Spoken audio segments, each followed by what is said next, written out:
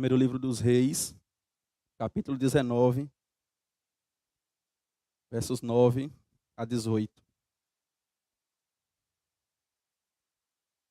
A palavra do Senhor diz assim no verso 9. Ali entrou numa caverna e passou a noite, e a palavra do Senhor veio a ele. O que você está fazendo aqui, Elias? Ele respondeu: Tenho sido muito zeloso pelo Senhor, o Deus dos exércitos. Os israelitas rejeitaram a tua aliança, quebraram os teus altares e mataram teus profetas à espada. Sou o único que sobrou e agora também estão procurando matar-me. O Senhor lhe disse: Saia e fique no monte na presença do Senhor, pois o Senhor vai passar. Então veio um vento fortíssimo que separou os montes e esmagalhou as rochas diante do Senhor, mas o Senhor não estava no vento. Depois do vento houve um terremoto, mas o Senhor não estava no terremoto. Depois do terremoto houve um fogo, mas o Senhor não estava nele. E depois do fogo houve um murmúrio e uma brisa suave. Quando Elias ouviu, puxou a capa para cobrir o rosto, saiu e ficou à entrada da caverna. E uma voz lhe perguntou: O que você está fazendo aqui, Elias? Ele respondeu: Tenho sido muito zeloso pelo Senhor, o Deus dos exércitos. Os israelitas rejeitaram a tua aliança, quebraram os teus altares e mataram os teus profetas à espada. Sou o único que sobrou e agora também estão procurando matar-me. Verso 15. O Senhor lhe disse: Volte pelo caminho por onde veio e vá ao deserto de Damasco. Chegando lá, unja Azael como rei da Síria. Unja também Jeú, filho de Nissi, como rei de Israel, e unja Eliseu, filho de Zafate, de Abel Meolá, para suceder a você como profeta. Jeú matará todo aquele que escapar da espada de Azael, e Eliseu matará todo aquele que escapar da espada de Jeú. No entanto, fiz sobrar 7.000 em Israel, todos aqueles cujos joelhos não se inclinaram diante de Baal, e todos aqueles cujas bocas não o beijaram. Amém? Vamos orar mais uma vez? Soberano, nós mais uma vez nos colocamos diante do Senhor, em mais uma palavra de oração, pedindo, Deus, o teu sustento nesse momento. Aqui está o teu povo diante do Senhor, e eu estou aqui como um servo do Senhor, desejoso a ser usado como instrumento do Senhor para falar aos corações daqueles que me ouvem, Deus. O Senhor fale conosco, Deus, à luz da tua palavra, ó Pai, que o teu Santo Espírito abra os nossos corações e nos conduza a compreender aquilo que o Senhor tem para nós. Que aqueles que aqui estão presencialmente sejam tocados pelo Senhor e pela tua palavra. E aqueles que estão nos acompanhando pela internet, aconteça o mesmo também com eles. Nós te louvamos pela tua graça, pelo teu amor e pelo teu cuidado. Em nome de Cristo Jesus. Amém. Amém. Meus irmãos, há um grande movimento em nossos tempos para que o homem se sinta cada vez melhor, para que o homem se sinta cada vez bem consigo mesmo e com aqueles que estão ao seu redor. Nós vivemos em uma cultura em que não tem espaço para tristeza ou desânimo. Se você está desanimado, se você está triste, se você está passando por algum momento de fraqueza mesmo, de desânimo, sempre vai haver um profissional ou alguém que vai querer te colocar logo para cima, dizer que você consegue produzir mais do que isso. Nós vivemos na época dos coaches, onde nós temos vários profissionais que estudam e se qualificam exatamente para isso, para não deixar você em momento nenhum desanimar. Então vamos sempre colocando você para cima, você está passando por esse momento, mas você é capaz de entregar um pouco mais do que isso. Nessa cultura, então, não há espaço para desânimo, parar, eles dizem, isso é para os fracos. Há até uma máxima que diz, aí está o imparável. Esse homem e essa mulher não para nunca, sempre trabalha, corre, produz e sempre está em desenvolvimento cada vez mais e mais nessa crescente. Em momento nenhum ele para. Se você tem alguma crise de desânimo, então eles vão dizer, isso aí é problema dos seus neurotransmissores que estão fora do lugar. Mas nós vamos ajustar, colocar eles de volta no lugar e você então vai voltar a produzir em massa como você fez. Então você vai para um profissional que vai te dar um medicamento, ou você vai para uma terapia que vai colocar seus neurotransmissores no lugar, e então você vai voltar a produzir como você vinha produzindo antes, porque você foi criado para isso, para estar sempre produzindo, estar sempre à frente. Então, parar não há espaço nessa cultura. Desânimo não há espaço para essa cultura. Mas, meus irmãos, nós somos apenas um corpo com conectores que em alguns momentos estão desajustados e é só colocarmos ele no lugar que iremos voltar a funcionar normalmente. O ser humano é só isso mesmo? Apenas conectores que estão fora do lugar em alguns momentos para ser colocado para você voltar a produzir. O ser humano se resume a isso. É isso mesmo? Somos apenas esse corpo, então, que precisa, em alguns momentos, só voltar a funcionar normalmente e então voltaremos a produzir? É isso mesmo? Nós veremos, então, meus irmãos, na mensagem de hoje, que essa não é toda a verdade. De fato, nós somos também partes disso, mas essa não é toda a verdade. Veremos como há algo a mais no ser, no homem, e como Deus então reage quando o homem está diante dessa situação. O texto que nós acabamos de ler vai relatar a vida do profeta Elias, homem de Deus, o sétimo profeta levantado para quando houve as divisões ali em Israel, tribo do norte, tribo do sul, ele é levantado e é o sétimo dentre esses profetas, e ele é levantado então para profetizar no período em que Acabe está reinando como rei de Israel. Acabe foi um rei que fez vários acordos políticos com as regiões vizinhas, e um desses acordos que ele fez para ganhar força em seu governo foi se casar com Jezabel. Ele traz então Jezabel para ficar junto consigo no seu reinado em Israel, e essa mulher então traz junto consigo a idolatria que Deus tinha tanto dito ao povo de Israel que não tivesse no meio do povo a idolatria. Jezabel então traz para a nação de Israel a idolatria ao profeta Baal. E a coisa começa a ficar tão forte, a idolatria, que nesse caso que nós acabamos de ler aqui, o capítulo 18 vai relatar que havia 450 profetas de Baal. Em uma demonstração, então, de poder, Elias, isso está no capítulo 18, é o nosso contexto do nosso texto aqui. Elias percebe que o povo está caminhando para longe, e Elias, então, decide em uma batalha confrontar os profetas de Baal. Nós conhecemos a história, pelo menos a maioria aqui conhece essa história. Elias convoca todos eles e diz: vamos fazer um altar aqui. Você vai oferecer um sacrifício, eu vou oferecer outro sacrifício, e nós vamos colocar em cima desse altar. E nós vamos orar. O Deus verdadeiro enviará fogo do céu e vai consumir esse altar. Mas vocês vão começar. Então os 450 profetas de Baal começam a fazer suas orações ao Deus Baal. E ele começa a orar diante daquele altar, e Elias está aqui olhando. Elias mandou convocar a nação de Israel, porque o que está em jogo aqui é a nação de Israel, que pararam e deixaram de adorar o Deus verdadeiro, estão adorando agora a Baal. Então está Elias, os profetas de Baal, toda a nação de Israel diante desse cenário. Um altar e outro altar. Os profetas de Baal então começam a clamar o seu Deus. O texto diz que eles passam a manhã todinha clamando a esse Deus. E eles vão chamando e clamando, e clamando e clamando. E chega um dado momento que o profeta Elias diz: ore mais alto, talvez ele esteja dormindo. Está descansando, ore mais alto, talvez ele não está te ouvindo.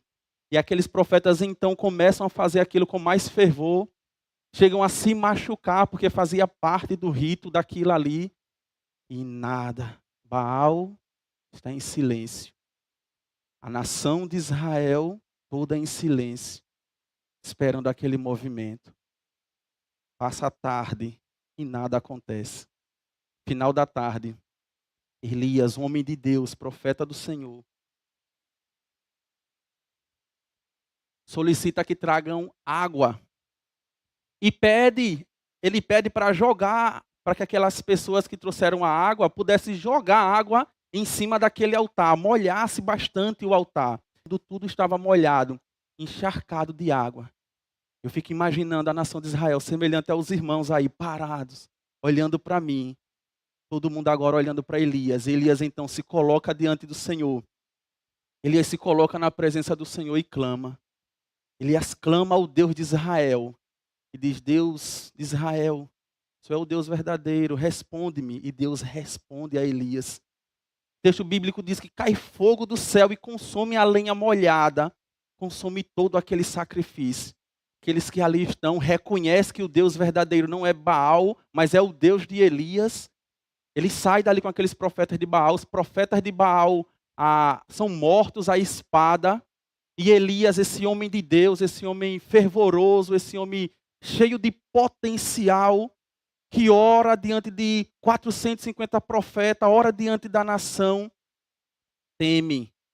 Ele teme quando a notícia chega até Jezabel de que ele matou seus 450 profetas. E ela promete que antes do próximo dia vir, ela faria com Elias tudo aquilo que Elias fez com os profetas. Ou seja, ela mataria Elias. Quando essa notícia então chega para Elias, o que é que ele faz?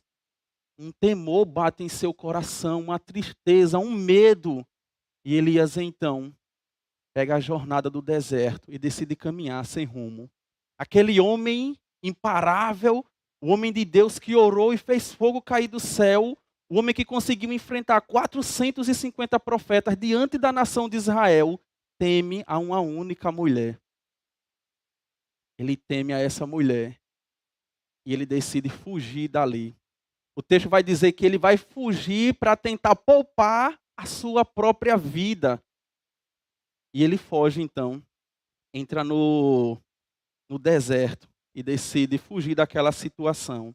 Vale observar o Elias do capítulo 18 e o Elias do capítulo 19. No capítulo 18 você tem o sol de confiança brilhando sobre Elias. No capítulo 19, que é o capítulo que nós lemos, você vê densas nuvens escuras de trevas que tomam o coração de Elias. No capítulo 18 você vê Elias nos seus melhores dias do seu ministério, enfrentando os profetas de Baal. No capítulo 19, você vê a noite escura da alma de Elias. No capítulo 18, ele é instrumento de Deus para ajudar a nação de Israel a reconhecer que o verdadeiro Deus é o Deus de Elias. No capítulo 19, você tem um Elias que não consegue reconhecer esse Deus forte e verdadeiro e confiar nesse Deus. Ele não consegue perceber que o mesmo Deus que livrou ele de 450 profetas é o Deus que pode livrar ele de uma única mulher. Ele não consegue perceber isso. Então eu gostaria de decorrer nesse texto, a partir desse contexto, e tirar algumas aplicações práticas antes de partirmos para a ceia do Senhor. Do verso 1 ao verso 2, então, do texto que nós acabamos de ler, nós temos a promessa de Jezabel, dizendo que vai matar Elias. Elias acabou de matar os 450 profetas dela. E ela então fica furiosa com isso e diz, eu irei matar ele.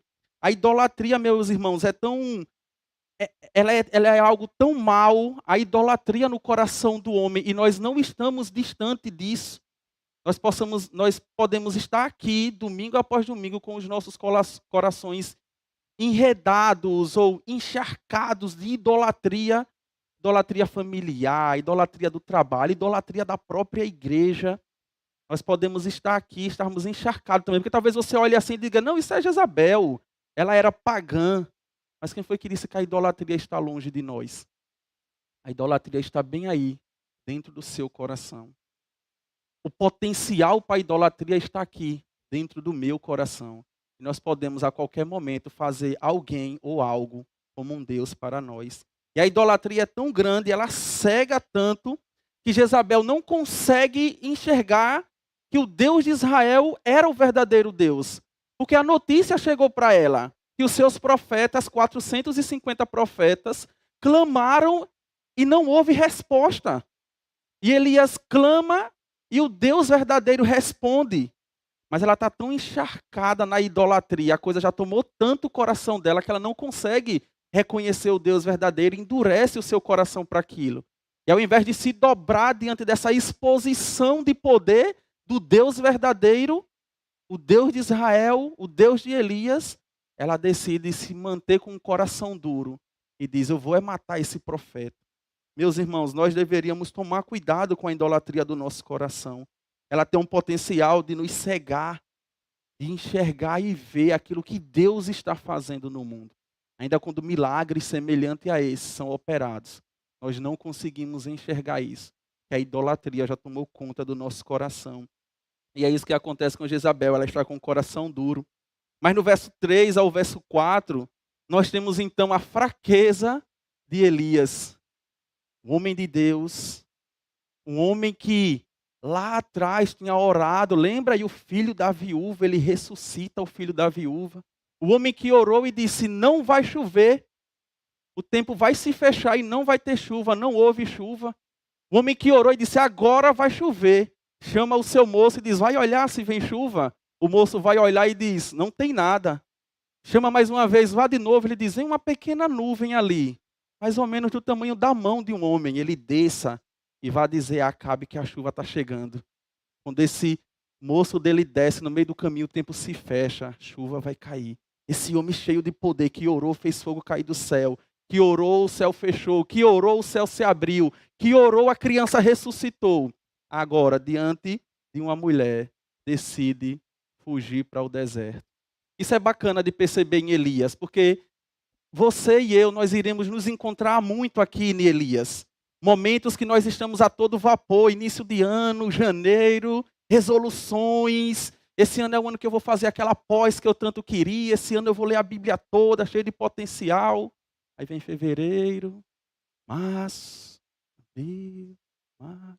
Nós já estamos desanimando. E, meus irmãos, você não é diferente de nenhum de nós. Você não é diferente de mim, nem do seu irmão que está aí do seu lado. Há dias, sim, de desânimos e desespero. E nós iremos observar que isso não faz de você uma pessoa longe de ser um servo ou uma serva de Deus. E você vai observar como Deus lida com os nossos corações em tempo de tristeza profunda e angústia da alma. Então nós vemos aqui do verso 3 ao verso 4 a fraqueza da criatura. Aqui nós vemos um homem que, apesar de seus dias de glória serem bem-sucedidos, agora chegou o momento de dias de tristezas. Nós vemos que ele derrama fogo do céu, faz cair fogo do céu através de sua oração. Elias, esse homem todo-poderoso, mas que diante de Jezabel, ele se entrega. Quando estamos, meus irmãos, nos turbilhões de angústia, quando a navegação da nossa vida e o mar se encontra revolto, e a neblina e o desespero tomam conta do nosso coração, nós não conseguimos enxergar o que Deus está fazendo. Você concorda comigo que é assim? Quando a coisa começa a escurecer, quando o tempo começa a fechar, a nossa visão parece que fica embaçada a respeito de Deus e de quem Deus é. É muito melhor servir a Deus, estar bem com Deus, quando as coisas estão conectadas, quando meus planos estão dando certo, quando os projetos estão avançando. Mas quando as coisas começam a não dar certo, quando as coisas começam a desanimar, parece que é mais difícil enxergar Deus agindo. Na verdade, parece que Deus está agindo até o contrário do que era para agir. Nós não conseguimos enxergar Deus agindo como Deus de fato está. E é isso que acontece conosco quando nós estamos nessa situação. É por isso, meus irmãos, que nesse momento nós precisamos de ajuda para enxergar Deus. A pergunta é: o que nós temos feito nesse momento? No momento de neblina, aqueles que viajam, para alguns é melhor parar do que continuar a viagem. É arriscado continuar dirigindo o carro em uma estrada que você não consegue enxergar nada. Para outros, ter alguém do lado ali dizendo: vá, está tranquilo, é suficiente. O ponto é, nesses momentos de escuridão, nós não deveríamos caminhar sozinhos. nesse momentos em que não estamos conseguindo enxergar direito o que Deus está fazendo e como Deus está agindo, nós deveríamos buscar pessoas para estar dos nossos lados, do nosso lado, e nos ajudar nessa caminhada. Então nós vemos Elias, esse homem que do verso, como eu disse, 3 a 4, decide fugir para o deserto. A palavra do Senhor diz assim, versos 3 e 4. Elias teve medo e fugiu para salvar sua vida. Ó, que interessante. Na cabeça de Elias essa mulher vai tirar a minha vida, eu vou morrer. Ele não consegue enxergar o Deus que acabou de fazer um milagre e ele destruiu os 450 profetas. Para ele agora, nesse momento de escuridão, nesse momento em que ele não consegue enxergar direito a Deus, ele diz, eu vou morrer. Ele está convicto que Jezabel vai tirar a vida dele. E ele então decide caminhar para o deserto. E ele faz isso. Ele entra então no deserto e começa a caminhar. O texto diz que ele passa um dia caminhando no deserto. Você imagine, meus irmãos, você sair sem destino, entrar em uma jornada de deserto e passar um dia caminhando. Enquanto eu estava lendo o texto, eu ficava pensando, o que se passou na cabeça de Elias nesse tempo? Porque um dia caminhando parece ser muito tempo para refletir. Mas o que a gente percebe é que é um Elias que um dia não foi suficiente para ele refletir e desistir e voltar atrás. Ele continua caminhando e ao final do dia ele encontra uma árvore cansado e decide parar ali naquela árvore e descansar. Mas o verso 5 ao verso 8 vai nos mostrar o socorro de Deus que entra no deserto para encontrar Elias. Isso é fantástico, meus irmãos. Esse nosso Deus que não vira as costas para nós, que mesmo no momento de desconfiança de Deus ou falta de fé da nossa parte, decidimos entrar em desertos e caminhar para longe de Deus. Ele não diz assim, tá, você quer ir? Então vá, siga a sua vida. O texto diz que lá no deserto, um dia de caminhada, Deus entra no deserto e decide ir lá falar com Elias.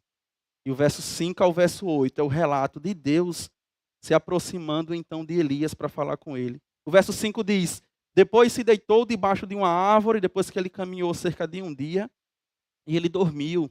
De repente um anjo tocou nele e disse, levante-se e coma. Elias olhou ao redor ali. Junto à sua cabeça havia pão assado sobre as brasas quentes e um jarro de água. Olha que interessante, meus irmãos. O Senhor envia um anjo assa pão. O texto diz que as brasas ainda estavam quentes. Envia um jarro de água e diz a Elias, agora coma e beba. O Deus que cuida da gente, mesmo no meio do deserto. O Deus que cuida de nós, mesmo quando nós decidimos caminhar longe dele. O Deus que vem ao nosso encontro e diz, coma e beba. Imagino eu chegando ali para Elias. Que é isso, rapaz, levante daí. Cadê o seu potencial, Elias? Você tem potencial para mais que isso, homem, levante daí. Há um potencial dentro de você, se erga daí, volte. Mas não é isso que Deus faz. Deus vê um homem cansado, abatido e que precisa se alimentar. E Deus dá alimento. E Deus dá água para esse homem. Esse homem então come, bebe dessa água. Mas se nós continuarmos lendo o texto, vai dizer, verso 7, o anjo do Senhor voltou, tocou nele e disse, levante-se, coma, pois a sua viagem ainda é longe. Ele come, bebe e volta a dormir de novo. O anjo vai lá, toca nele, cara, levante e coma, que a sua viagem ainda é longe. Você não tem um Deus que abandona Elias e diz a ele, tá, agora eu não conto mais com você, vou levantar outro profeta em seu lugar. O mesmo Deus que usou Elias no momento de glória de Elias, é o mesmo Deus que está com ele nesse momento de luta. E o anjo então dá comida a ele, ele come, se alimenta. E diz a ele, levante que o tempo ainda é longe. E aí, meus irmãos, é interessante pensarmos a respeito disso, porque quando nós pensamos nesses momentos de cansaço e de parada, meus irmãos, veja, se há um momento na sua vida que você está entendendo que deve parar, pare, meu irmão. Não fique com essa pressão que nós temos da cultura ou até mesmo da igreja, que você deve servir, se acabar, não. Pare. Chame pessoas para o seu lado e diga, Eu não consigo caminhar mais. Eu não consigo me dedicar mais. Está cansado para mim. Meu coração já está longe da coisa. Eu estou com medo do que vai ser amanhã. Eu não consigo caminhar mais. Pare e chame o Senhor para o seu lado, e chame pessoas para o seu lado, porque Elias, um homem de Deus, teve o seu momento que parou. É interessante pensar a respeito disso, porque o texto de Jeremias, capítulo 19, verso 11 e 13 diz: porque sou eu que conheço os planos que tenho para vocês, diz o Senhor, planos de fazê-lo prosperar e não de lhe causar dano, planos de lhe dar esperança em um futuro. Então vocês clamarão a mim, irão orar a mim e eu ouvirei. Vocês me procurarão e me acharão quando me procurarem de todo o vosso coração. Nós temos um Deus que tem planos para nós. Ele está falando isso para o povo de Israel, mas se aplica para nós. Deus tem planos e projetos para nós e para as nossas vidas. Nós devemos nos colocar diante dele. E os planos que Deus tem para nós são planos bons, plano de nos fazer prosperar. Não a prosperidade que eu e você nós conhecemos de bens materiais e sempre de alegria, mas uma prosperidade nele e um crescimento nele e no reino dele. É isso que nós temos. Então, meu irmão e minha irmã, é Deus quem sabe o que é o melhor para nós. Talvez para Elias ali, o melhor para ele era a morte. Porque Elias vai pedir a morte. Ele vai dizer, chega, eu quero morrer. É isso que Elias quer para ele, eu quero parar e quero morrer. Mas o Senhor que tem o melhor para ele diz, você não vai parar e você não vai morrer. Eu vou te alimentar, eu vou te sustentar e você vai continuar na sua jornada. Muitas vezes nós não sabemos o que é o melhor para nós. O Senhor sabe o que é o melhor para nós, meu irmão e minha irmã. Verso, então, 9, o texto que nós lemos, e verso 10, nós temos a queixa de Elias. Eu queria, então, desenvolver um pouco de tempo aqui com os irmãos a respeito disso. Acompanhe comigo aí em sua Bíblia. Verso 9. Ali entrou numa caverna e passou a noite, e a palavra do Senhor veio a ele. O que você está fazendo aqui, Elias? Ele respondeu, tenho sido muito zeloso pelo Senhor, Deus dos exércitos. Os israelitas rejeitaram a tua aliança, quebraram os teus altares e mataram os teus profetas à espada. Sou o único que sobrou e agora também estão procurando me matar. Olha que interessante, meus irmãos. Nesse tempo de crise, nesse tempo de desânimo, de tristeza, o entendimento que nós temos de Deus fica embaçado por causa das circunstâncias e do momento. A gente está vendo isso aqui em Elias. Ele diz, ele se dirige ao Senhor como Deus dos exércitos, ele reconhece quem Deus é, mas ele diz, mataram todo mundo, não sobrou ninguém, somente eu estou vivo, não é isso que o texto diz aí?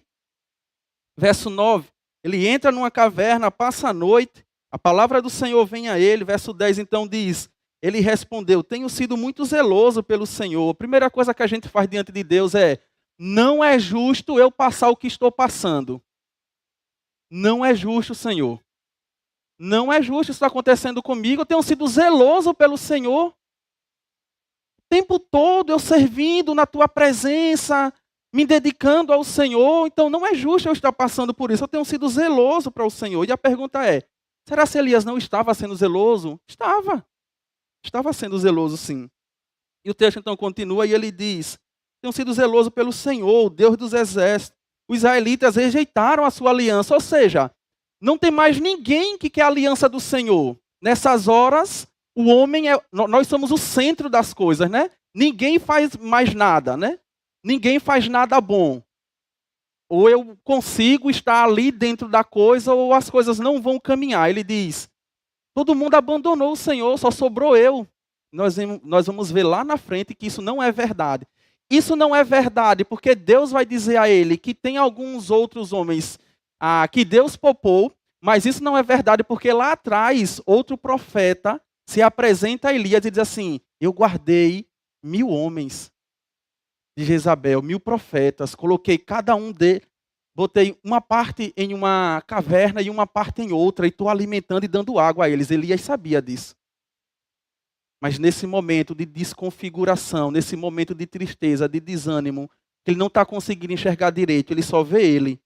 E ele diz, só sobrou eu, só eu estou aqui. Tenho sido zeloso pelo Senhor, todo mundo rejeitou a tua aliança, me abandonaram, mataram os profetas à espada. Eu sou o único que sobrou e agora estão procurando me matar também. Meus irmãos, quando nós estamos com os olhares na vida semelhante ao de Elias, é comum que possamos olhar para as coisas nesse nível. Eu não julgo Elias no sentido de condenar ele. Eu e você passamos por isso. Esses momentos de tristeza, de desânimo. O olhar é só nosso. O olhar é só para dentro de nós. Quando nós olhamos para as circunstâncias, nós avaliamos ela a partir do nosso coração. Vocês já perceberam isso? Que nós geralmente avaliamos as coisas e as circunstâncias a partir de como o nosso coração está. Elias então está com o coração amargurado, com o coração distante de Deus, com o coração obscurecido pelo medo. E ele diz, não tem mais ninguém, só ficou eu. Ele vai dizer, eu tenho sido muito zeloso pelo Senhor. Essa é a queixa dele. É incrível, meus irmãos, como essas coisas também são reais em nossa vida. O profeta reconhece que Deus é o Senhor dos exércitos. Mas quando ele olha para as circunstâncias, isso não é suficiente para ele. Então veja, não é que no momento de desespero e desânimo nós perdemos a fé em Deus. Nós desacreditamos do que Deus vai fazer. É que as circunstâncias e o nosso coração está falando mais alto do que a verdade de quem Deus é. Quantas vezes não já aconteceu com vocês? Você entrar em desespero. Aquele homem e aquela mulher que enfrentou um problema muito grande, mas de repente um problema menor, quando você tira os olhos de Deus e do que Deus está fazendo, você não consegue enxergar a mão de Deus ali. Então o profeta consegue reconhecer que Deus é o Senhor dos exércitos, mas isso não é suficiente para o seu coração amargurado e escuro. E quando ele faz isso, ele se vê como uma vítima do sistema. Ele diz, o problema é o sistema, Senhor. O problema é que eles abandonaram a aliança do Senhor. O problema são as coisas e as pessoas. O problema não sou eu. Eu sou zeloso com o Senhor. Tenho servido ao Senhor há muito tempo. O problema está fora, não está dentro de mim. O problema está fora, nas circunstâncias, nas coisas e nas pessoas. Eu sou zeloso com o Senhor. Mas ainda assim, ele é um homem que mesmo obscurecido, ele reconhece que o Senhor é o Deus dos exércitos. Mesmo com sua mente escura, ele reconhece o Senhor é o Deus dos exércitos. Isso parece estranho para você, essa cena de alguém que está em um momento em que o desespero toma conta do seu coração e alguém clama a Deus? Você consegue lembrar de alguma outra passagem que fala sobre isso? Lucas capítulo 14, versos 25 a 31. Nos diz assim, alta madrugada, Jesus dirigiu-se a eles, andando sobre o mar. Quando o viram andando sobre o mar, ficaram aterrorizados e disseram, é um fantasma, e gritaram de medo. Mas Jesus imediatamente lhe disse, coragem, sou eu, não tenham medo. Verso 28, Senhor, disse Pedro, se és tu, manda ir ter ao teu encontro por essas águas. Venha, respondeu ele. Então Pedro saiu do barco, andou sobre a água e foi em direção a Jesus. Mas quando reparou o vento, ficou com medo e começando a afundar, gritou, Senhor, salva-me. Verso 31, imediatamente Jesus estendeu a mão e o segurou e disse, homem de pequena fé, por que você duvidou? O texto diz que Pedro, cheio de força, se é o Senhor mesmo, me manda ir ter com o Senhor. Pedro então começa a ir, começa a caminhar sobre as águas. Verso 30 diz, mas quando reparou no vento, ele afundou. Pedro sabia quem ele era, sabia quem Cristo era, e ele está com esse olhar no Senhor. O Senhor diz, venha Pedro. Pedro vai com toda a coragem. Sai, bota o pé na água, não afunda. Pedro começa a andar. O texto diz, mas quando ele olhou para o vento, ele começou a afundar. Ele não conseguiu enxergar mais quem estava diante dele. As coisas ao seu redor tomou conta do seu coração e ele começou a afundar. O Senhor pega na mão dele, repreende ele, chama ele de um homem de pouca fé. Traz ele de volta. Veja, meu irmão e minha irmã, foi assim com Elias em algum momento, e é assim comigo e com você. mas nós sempre teremos o Senhor no outro lado para segurar em nossas mãos. Nós sempre teremos o Cristo, porque a questão não era Pedro dar uma afundada. A questão era se ele ia submergir ao ponto de morrer. Ele não ia fazer isso porque o Senhor não ia permitir. Deixa eu dizer que o Senhor, ao ver aquilo, pega na mão dele, exorta ele, mas chama ele de volta. É isso que Deus está fazendo aqui com Elias. Apesar de Elias sair, se distanciar do Senhor, receber alimento, porque esse texto que nós acabamos de ler aqui não é mais Elias embaixo daquela árvore. Já é o Elias que mesmo comendo, mesmo bebendo da provisão do Senhor, não voltou para a cidade. Continua no deserto e agora entra dentro de uma caverna. E lá dentro dessa caverna, ele questiona o Senhor. Todo mundo deixou para trás a sua aliança. Ninguém quer mais seguir ao Senhor, só sobrou eu. Mataram os seus profetas. Só está eu vivo, Senhor, aqui nessa situação. Meus irmãos, nós somos chamados a ficar com os olhos firmes naquele que é o autor e o consumador da nossa fé. É Deus que é o nosso Senhor. Deus estava dizendo a Elias, ao alimentar, a dar comida a Elias, a chamar Elias de volta, que era Deus quem colocou Elias como profeta sobre a nação de Israel. Foi Deus quem deu o poder a Elias para dizer, diga que não vai chover e não vai. Foi Deus quem deu o poder a Elias para dizer agora, diga que vai chover e vai. Era Deus quem estava fazendo tudo isso. Foi Deus quem mandou fogo do céu e consumiu aquilo ali. Mas Elias não estava conseguindo ver isso. E o verso 11 ao verso 13, a gente vê uma investida de Deus para que Elias mudasse a sua cosmovisão. Isso é muito bacana. Porque Deus não somente alimenta Elias com pão e com água. Deus sabe que a visão de Elias a respeito das coisas é uma visão desconfigurada da visão de Deus, e Deus vai investir nisso também. Verso 11 a 13 diz o seguinte: o Senhor lhe disse, saia e fique no monte na presença do Senhor, pois o Senhor vai passar. Então veio um vento fortíssimo que separou os montes e esmagalhou as rochas diante do Senhor, mas o Senhor não estava no vento. Depois do vento houve um terremoto, mas o Senhor não estava no terremoto. Depois do terremoto houve um fogo, mas o Senhor não estava nele. E depois do fogo houve um murmúrio de uma brisa suave. Verso 13, quando Elias ouviu, puxou a capa para cobrir o rosto, saiu e ficou à entrada da caverna. Elias está dentro da caverna, escondido de Deus, com medo das circunstâncias. Não quero ver ninguém, eu quero a morte, ninguém vinha me visitar, eu estou aqui, me deixa aqui dentro. Deus diz, eu não vou deixar você aí dentro, eu vou até você. Deus vai até ele. E Deus envia, então, elementos da natureza. E Elias está dentro da caverna, ouvindo tudo aquilo. E Elias não sai da caverna. De repente, uma brisa suave vem. E Deus fala com Elias, o que você está fazendo aqui, Elias? O texto diz que Elias pega a sua capa, cobre seu rosto e vem até fora da caverna. E o que é que Elias vai dizer ao Senhor? Imaginem. O Senhor está dizendo a Elias, sou eu, Elias, o Deus poderoso, o seu Deus. O Deus que controla os elementos da natureza, a um ponto de partir as rochas. Sou eu, Elias, o seu Deus, o Deus dos exércitos. Se levante dessa situação.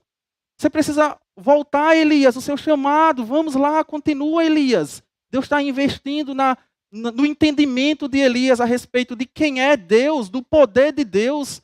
Deus está fazendo Elias lembrar. Lembra que foi eu que fiz tudo aquilo lá atrás, Elias? Lembra disso? O Senhor investindo nele, investindo nele. E o que é que Elias vai fazer? Veja aí o que é que diz o verso 14. E olhe se assim, às vezes não é comigo e com você. Elias respondeu, na frente da caverna, com um pano no rosto. Elias vai responder ao Senhor o seguinte no verso 14. Ele respondeu, tenho sido muito zeloso pelo Senhor. O senhor já ouviu esse discurso aqui? Tenho sido muito zeloso pelo Senhor, o Deus dos exércitos. Os israelitas rejeitaram a tua aliança, quebraram os teus altares e mataram os teus profetas à espada. Sou o único que sobrou e agora também estou procurando me matar. Elias está com o mesmo discurso que ele disse lá atrás. O Senhor provê alimento, provê água para Elias. O Senhor se apresenta a Elias como esse que domina e controla os elementos da natureza, e a cosmovisão de Elias continua a mesma a respeito das circunstâncias e de Deus. Ele diz: mataram os profetas, só ficou eu sou o único. Ele não muda a sua circunstância. Então, quantas vezes, meus irmãos, Deus não faz assim conosco também? Investe em mim, em você, 1, 2, 3, 4, 5, 6 vezes, e o nosso discurso é sempre o mesmo. O Senhor não está no controle, mataram todo mundo, só está eu sou a vítima, por causa disso, por causa daquilo, sou zeloso com o Senhor, e o Senhor investindo em nós. Eu já teria talvez abandonado Elias. Cara, você não quer nada com a vida, deixa para lá. A gente deu comida, te deu água, você veio para a caverna, a gente entrou aqui na sua caverna, falou com você, você não quer nada, vamos deixar Elias. Ó, Elias, fazer o seguinte, fica aí. A vida vai continuar sem você. Talvez eu e você faríamos assim com pessoas que estão ao nosso redor, sofrendo e passando por momentos difíceis na vida. Mas a pergunta é assim que Deus age com a gente? Vamos continuar e vamos ver que não é assim que Deus age com a gente. Versos 15 a 17. Deus vai cumprir o seu propósito, então, na vida de Elias. O texto diz: o Senhor lhe disse, volte pelo caminho por onde veio e vá para o deserto. Elias tem o mesmo discurso. Não vai dar certo, não sei o quê. Deus diz, dá sim, volte, vá pelo mesmo caminho que você veio. Vá pelo mesmo caminho do deserto de Damasco. E chegando lá, você vai ungir pessoas em seu lugar. O que Deus está dizendo para Elias, meus irmãos? Elias, a vida não parou para você, Elias. O meu propósito na sua vida não encerrou ainda. Você precisa mudar a sua cosmovisão, você precisa se fortalecer, se alimentando, dormindo, comendo bem. Essa é a estratégia de Deus para lidar com Elias. Se alimente melhor, durma, descansa, muda a sua cosmovisão e continue a sua jornada, Elias. Veja, meus irmãos, Deus não questiona Elias porque Elias decidiu dar uma parada.